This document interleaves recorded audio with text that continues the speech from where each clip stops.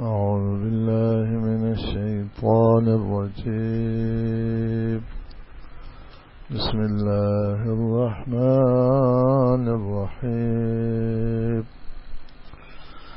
فإذا جاءت الصاخة يوم يفر المرء من أخيه وأمه وأبيه وصاحبته وبنيه لكل امرئ منهم يومئذ شأن يغنيه. فإذا جاءت، پس جب آئے گی، الصاخہ وہ چیخ جو کانوں کے پردے پہاڑ دے گی. فإذا جاءت، پس جب آئے گی، الصاخہ وہ چیخ اور آواز جو لوگوں کے کانوں کے پردے پاڑ دے گی. مراد اس سے قیامت کا دن ہے.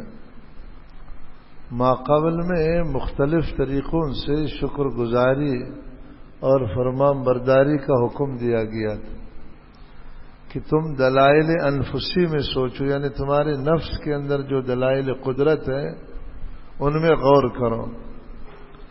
اس کے بعد پھر دلائل آفاقی میں سوچو، یعنی اپنے نفس سے باہر کائنات میں غور کرو، اللہ تعالیٰ کی قدرت کے دلائل کو سوچو.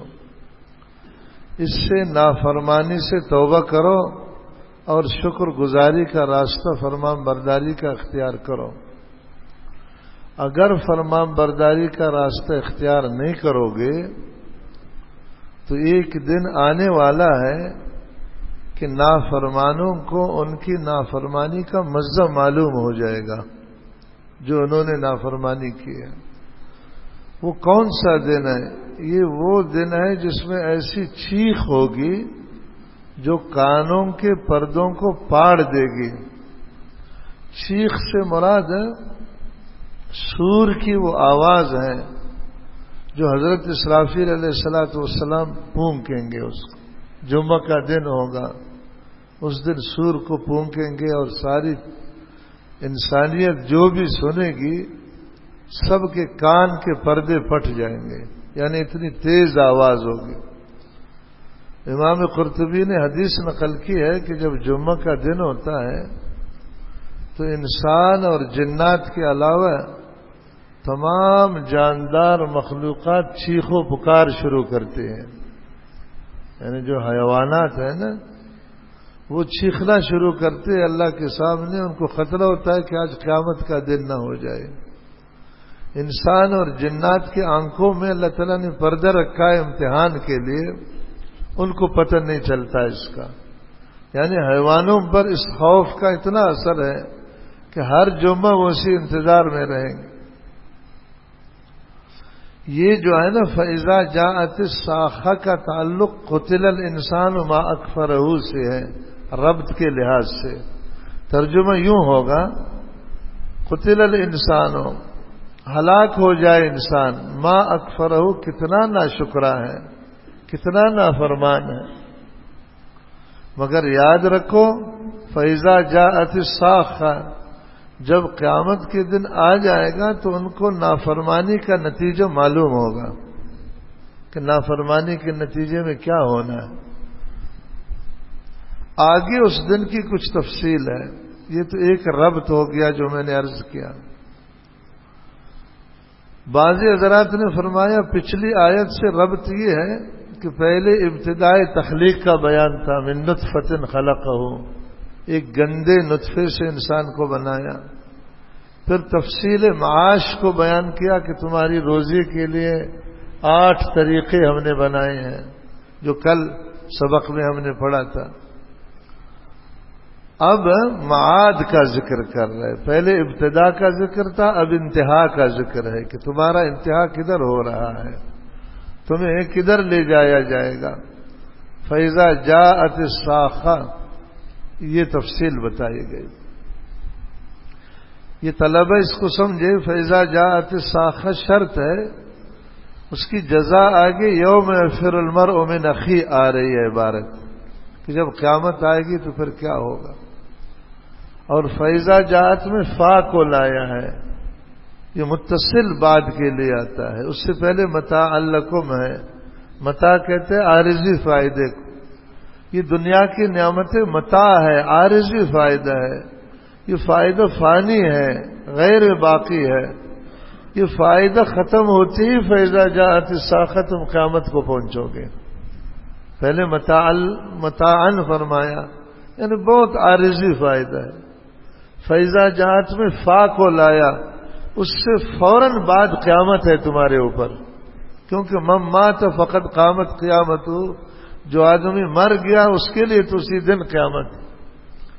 آگے مزید تفصیل ہے. یوم وہ ایسا دن ہوگا یفر المرء بھاگے گا ہر شخص من اخیہ اپنے بھائی سے، وہ امہ اور بھاگے گا ہر شخص اپنی ماں سے، وہ ابیہ بھاگے گا ہر شخص اپنے باپ سے، وہ صاحبتہ بھاگے گا ہر شخص اپنی بیوی سے، وہ بنیہ بھاگے گا ہر شخص اپنے بیٹوں سے.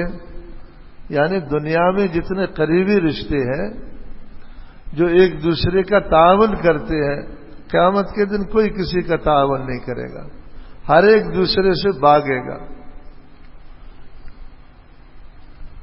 بھاگنے کی وجہ کیا ہے؟ اس پر مفسرین نے بہت کچھ لکھا. امام راضی رحمۃ اللہ علیہ نے اس پر تفصیل لکھی. فرمایا ایک وجہ تو مطالبہ حقوق کا خطرہ ہے. بھائی کہے گا تمہیں حکم مواسات کا شریعت نے دیا تھا کہ بھائی چارگی کرو، تم نے کیوں نہیں کیا، میرا حق ادا کرو. ماں باپ کہیں گے تمہیں بر الوالدین کا حکم دیا گیا تھا کہ ماں باپ کے ساتھ حسن سلوک کرو، جان مال ان پر خرچ کرو، تم نے کیوں نہیں کیا، وہ اپنا حق مانگے. بیوی کہے گی میرا نان نفقہ آپ کے اوپر ضروری تھا، تم نے مجھے حرام کیوں کھلایا، تمہیں حکم دیا گیا تھا کہ حلال سے کماؤ مجھے دے دو، تم نے حرام مجھے کھلایا. اور دوسرے جو اس کے حقوق ہے اس کا مطالبہ کرے گی، میرا فلان حق ادا نہ کیا، میرے دین کا خیال نہ کیا، میری عزت کا خیال نہ کیا، میرے فلان کا خیال نہ کیا.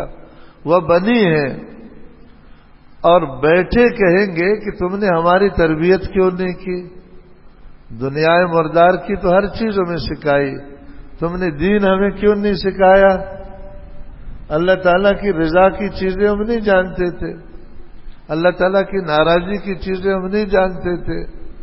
بیٹھے یعنی اولاد یہ شکایت کرے گی. ایک وجہ مطالبہ حقوق کا خطرہ ہے. جیسے دنیا میں مفلس شخص قرض خواہ سے بھاگتا ہے، جو مفلس ہو جس کا قرضہ لیا ہے وہ قرضدار کو دے کے بھاگ جائے گا، تو اہل حقوق سمجھو قرض مانگنے والے ہیں اور یہ شخص مفلس ہے، اس سے اسے بھاگے گا. دوسری وجہ طلب مدد کے خوف سے بھاگتے ہیں. ہر شخص کو خطرہ ہوگا کہ دوسرا پریشان ہے، وہ مجھ سے مدد مانگے گا.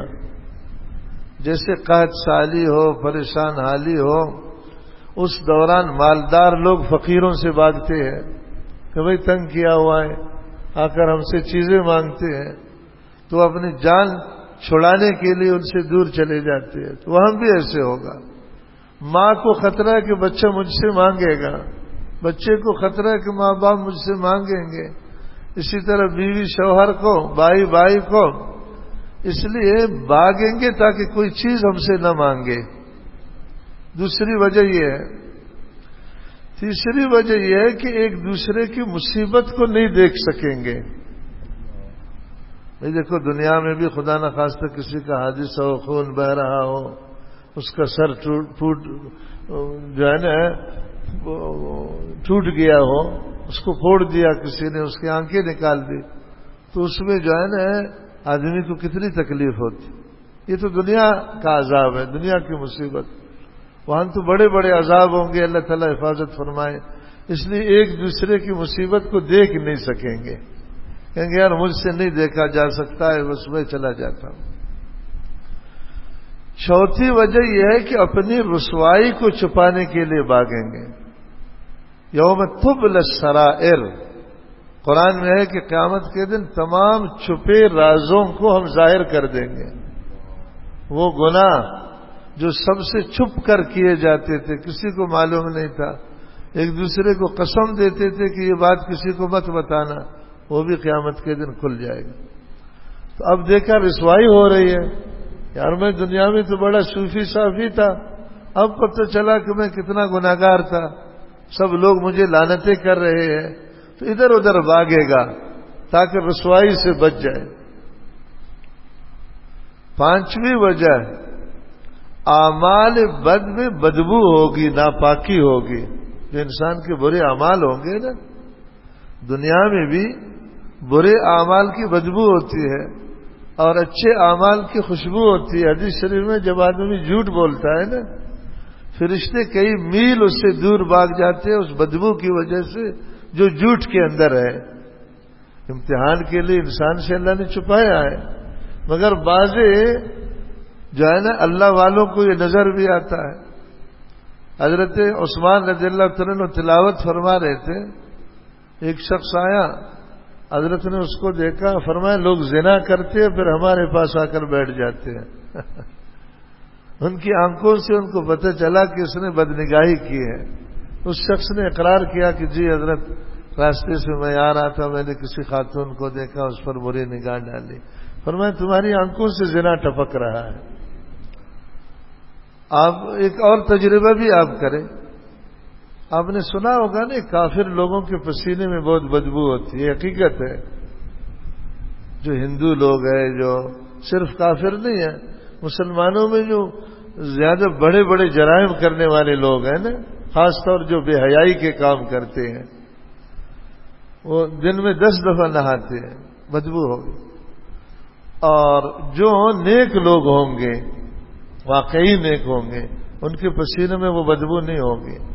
محبوب دو عالم صلی اللہ تعالی وآلہ وسلم کے مبارک پسینے کو حضرات صحابہ کرام رضی اللہ تعالیٰ عنہ وہ لے لیتے تھے کسی برتن میں، پھر اس میں پانی ملا دیتے تھے، وہ پانی میں ایسی خوشبو ہوتی تھی کہ مشک کے اندر وہ خوشبو نہیں۔ حضرت ام ہانے رضی اللہ تعالیٰ عنہ کے گھر میں آپ آرام فرما رہے تھے، آپ نے جو ہے نا گرمی کی وجہ سے اپنا مبارک قمیص نکالا تو آپ کے بدن سے پسینے گر رہے تھے اور انہوں نے برتن میں سارا لیا، اور وہ خود کہتی ہے میں نے اس میں پانی ملایا، پھر بھی وہ اتنی بڑی خوشبو تھی کہ دور سے لوگوں کو وہ خوشبو ملے۔ کئی صحابیات کے پاس یہ خوشبو شادیوں کے لیے تقسیم ہوتی تھی، یعنی جس کے پاس محبوب دو عالم صلی اللہ تعالی وآلہ وسلم کے مبارک پسینے کی خوشبو ہوتی تھی، شادی کے موقع میں لوگ یہ لے جاتے تھے کہ یار تھوڑی سی ہمیں بھی اس پانی کا دے دو۔ ایک اور تجربہ بھی آپ کرو، یہاں پسینہ آ جائے آدمی کو بہت تکلیف ہوتی ہے، اور جو ہے نا زیادہ پسینہ آ جائے تو ساتھ والوں کو تکلیف ہوتی ہے۔ حرمین شریفین میں نہیں ہوتا ہے، آپ تجربہ کرو اس کو۔ حالانکہ وہاں گرمی کتنی شدید ہے، 50 ڈگری تک ہے۔ جو حج قران کرتے ہیں وہ تو 2 مہینے احرام میں ہوتے ہیں، سمجھ میں نہیں آئی بات؟ نہ صابن استعمال کرتے ہیں، نہ کچھ، بدبو نہیں آتی ان کے بدن سے، میں نے خود یہ تجربہ کیا ہے۔ حالانکہ اتنا پسینہ، ادھر آپ 2 دن نہ نہاؤ کیا حال ہو جائے گا، نہیں ہوگا؟ ادھر مہینے بھر نہیں نہا رہا اس مکان کی پاکی کی وجہ سے، سمجھے نہیں سمجھے؟ لوگ سب حیران ہیں اس میں، یار اتنا پسینہ آتا ہے تو بھی اس میں بدبو نہیں ہوتی، کیا چکر ہے؟ تو یہ اعمال بد کے اندر بدبو ہوتی ہے، جیسے اعمال صالحہ کے اندر خوشبو ہوتی ہے۔ تو اعمال بد کی بدبو سے تنگ آ کر بھاگیں گے، جیسے آدمی گندگی سے نہیں بھاگتا ہے، اس طرح وہ اس سے بھاگیں گے۔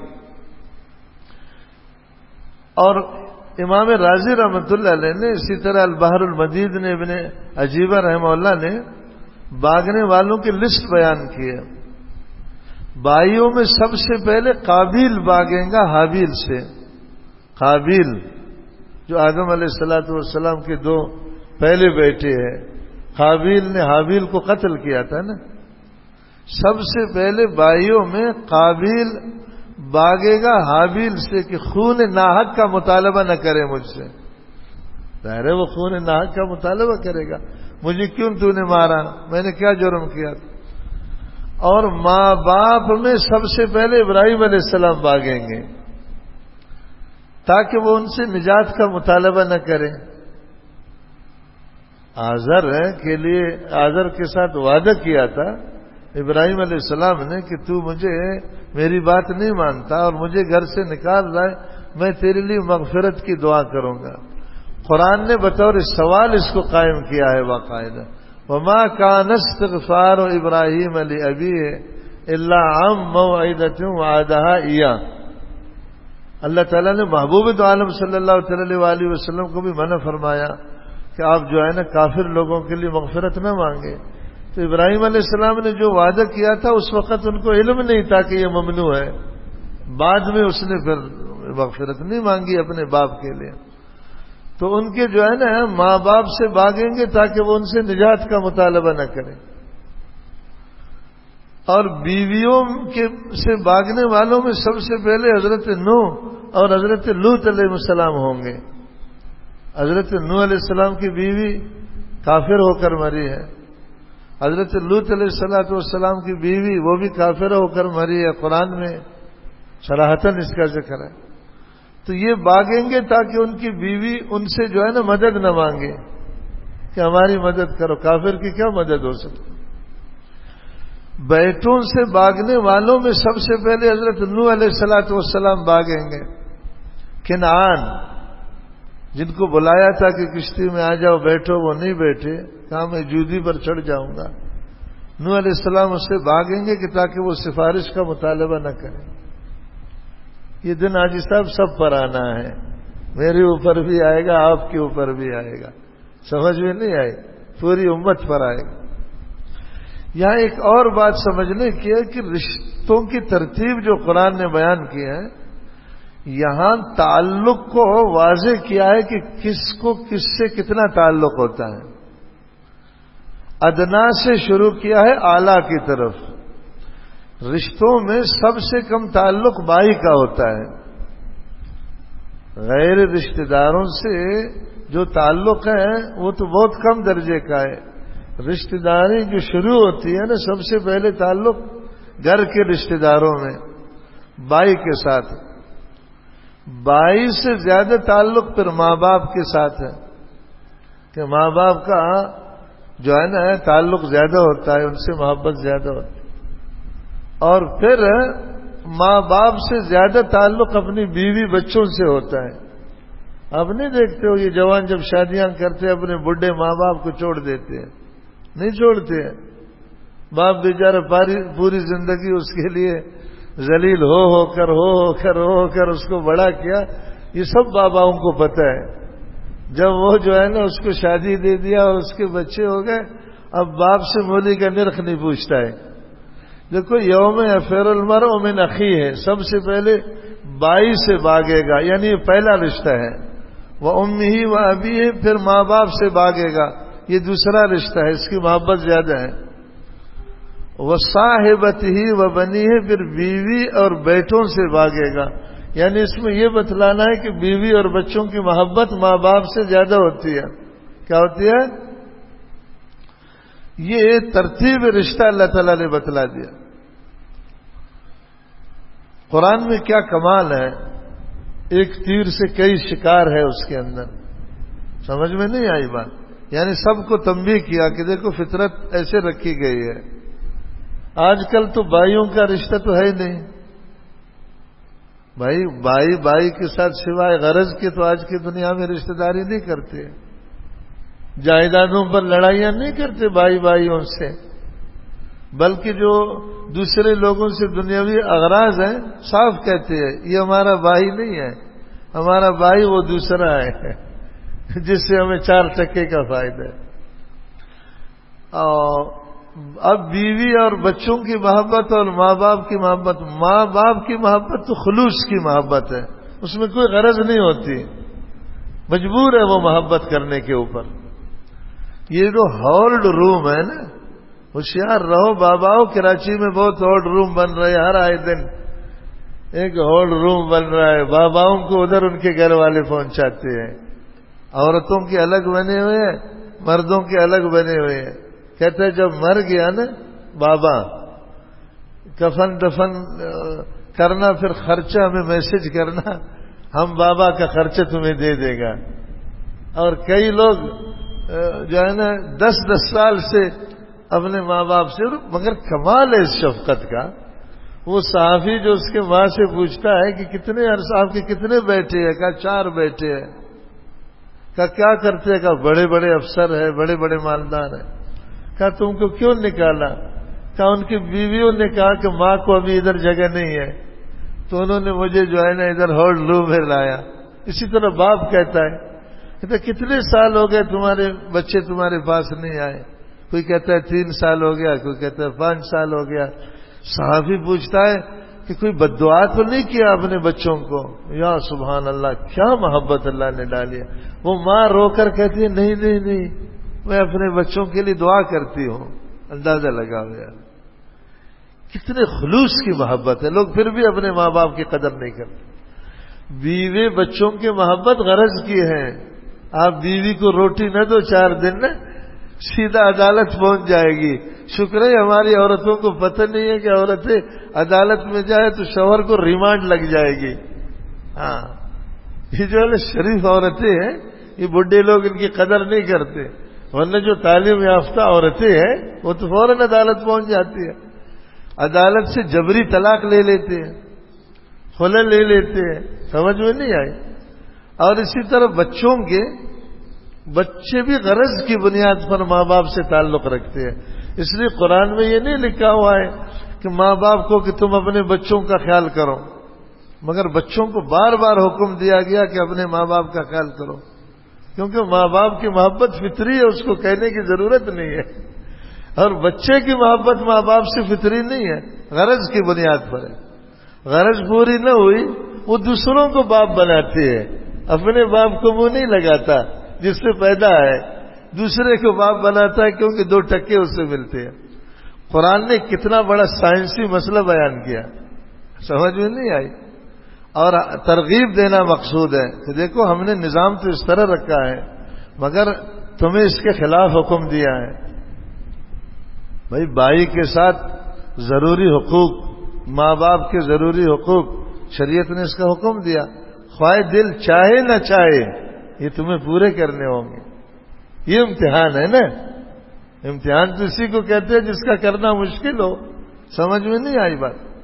اور ایک اور بات بھی ذہن میں رکھو، یہ بڈھے یہ مصیبت میں اس لیے بھی پڑتے ہیں کہ انہوں نے اپنے ماں باپ کے ساتھ ایسا کیا ہوتا ہے۔ ہاں، ہمارا باپ نافرمان ہے، تعویذ دیو، کوئی تعویذ واویز نہیں ہے۔ تمہارا باپ رو رو کر دنیا سے چلا گیا، تمہاری ماں رو رو کر دنیا سے چلی گئی، اس وقت تمہیں خیال نہیں تھا کہ اللہ تعالیٰ بدلہ لے گا۔ حدیث شریف میں ہے کہ اللہ تعالیٰ متکبر سے بدلہ لیتا ہے دنیا میں، اس کو بالکل نہیں چھوڑتا۔ دوسرا ماں باپ کے حقوق کا بدلہ لیتا ہے، اس کو بھی نہیں چھوڑتا۔ اچھا، آگے وجہ بیان فرمائیے کہ یہ کیوں بھاگیں گے ایک دوسرے سے، کیا وجہ ہوگی؟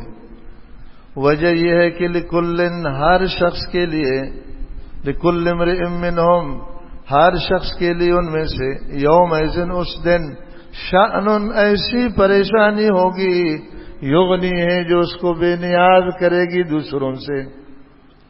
لکل امرئ، ہر شخص کے لیے، منہم، لوگوں میں سے، یوم ایذن، اس دن، شأن، ایسی پریشانی ہوگی، یغنی ہے وہ اس کو بے پرواہ کر دے گی دوسروں سے۔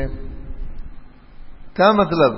یعنی ہر ایک نفسا نفسی کی حالت میں ہوگا، اپنی سخت پریشانی کی وجہ سے کوئی کسی سے سروکار نہیں رکھے گا، کیونکہ کوئی بھی کسی کی ہمدردی کرنے کے لیے تیار نہیں ہوگا۔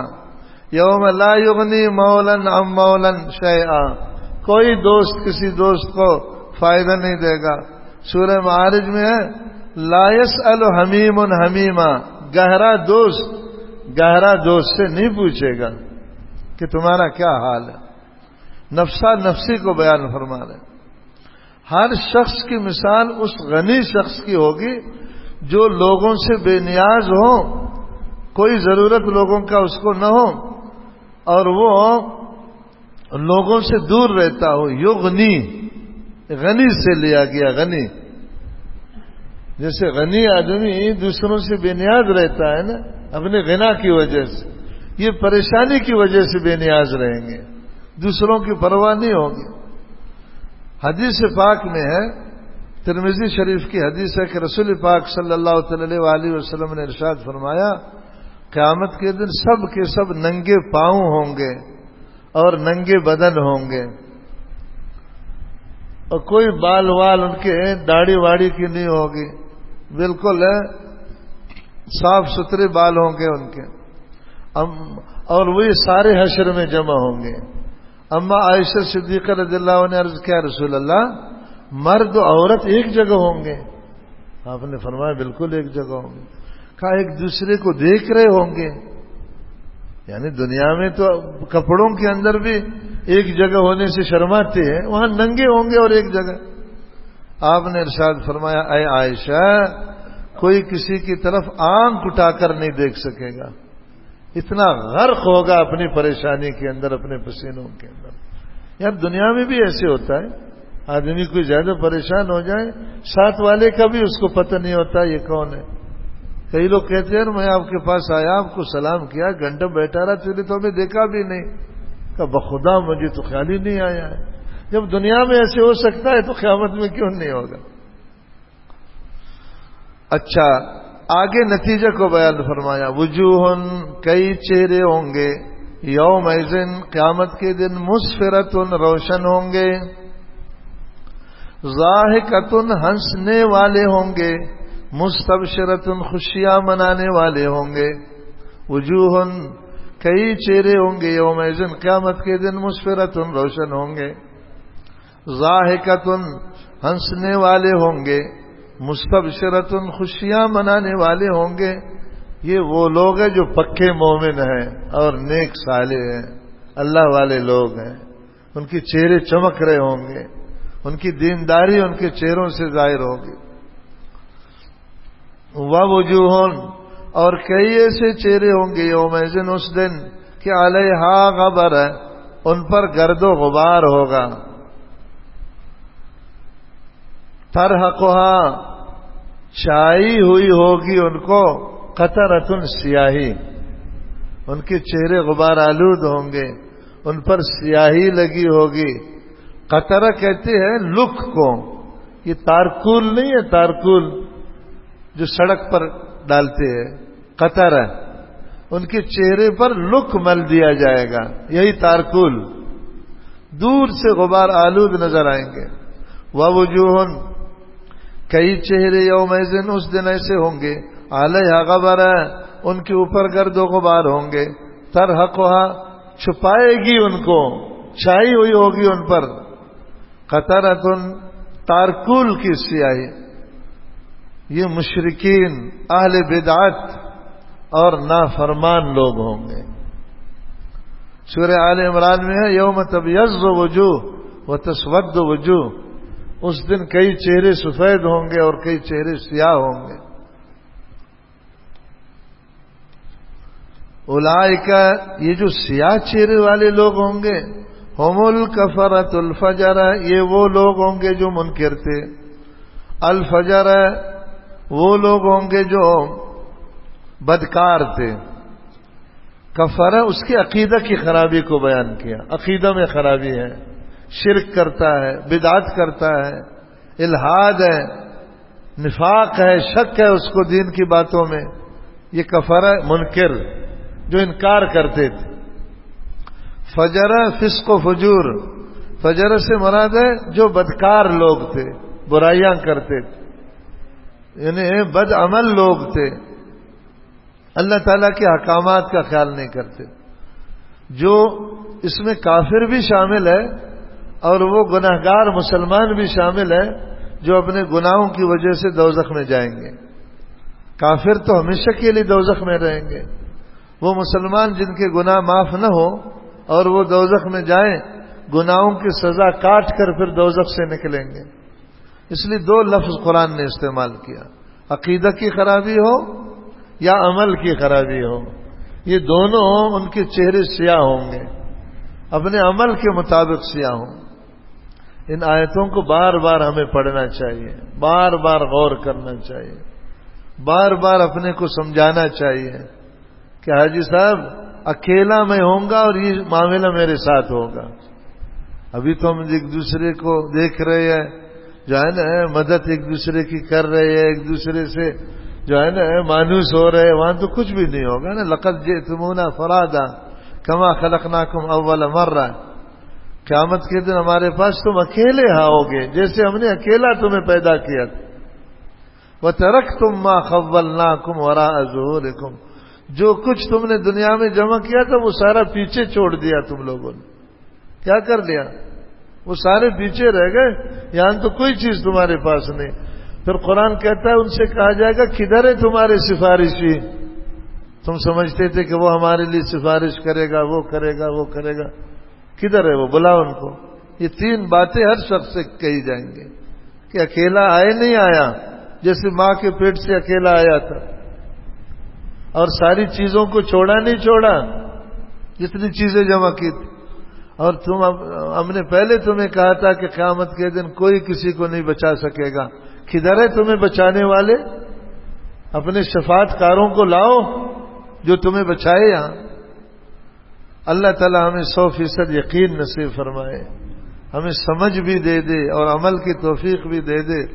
حقیقت ہے اگر ہم غور کریں گے قرآن کریم کو، حقیقی طور پر قرآن کا حق ادا کر کے لے لیں گے، اس میں غور کریں گے تو کوئی وجہ نہیں ہے کہ ہمیں ہدایت نہ ہو۔ ہدایت نہ ہونے کی وجہ یہ ہے کہ قرآن میں غور نہیں کرتے، سوچتے ہی نہیں ہے، قرآن کے اندر گھستے ہی نہیں ہے۔ غور کریں گے، حقیقت سمجھ میں آ جائے گی تو راستہ کھل جائے گا۔ اللہ تعالیٰ ہم سب کو ہدایت نصیب فرمائے۔ سبحان اللہ و بحمدہ، سبحانک اللہم و بحمدک، نشہد ان لا الہ الا انت، نستغفرک و نتوب الیک۔